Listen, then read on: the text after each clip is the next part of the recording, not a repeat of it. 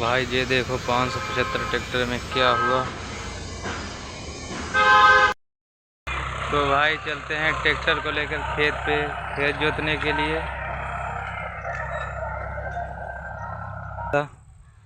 क्योंकि उतर तो जाता है, ढालू है, लेकिन उसके बाद चिकना हो गया है। पहिया रपटेंगे, देखेंगे चढ़ता है या नहीं चढ़ता है।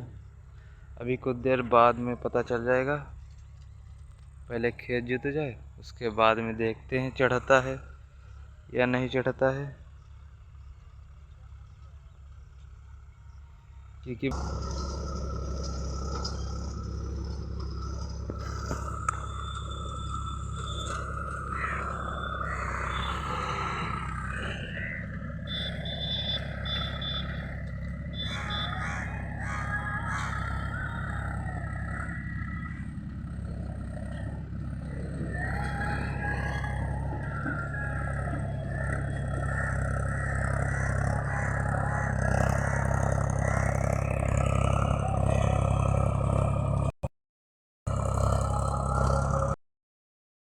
देखिएगा भाई, ये दोस्त में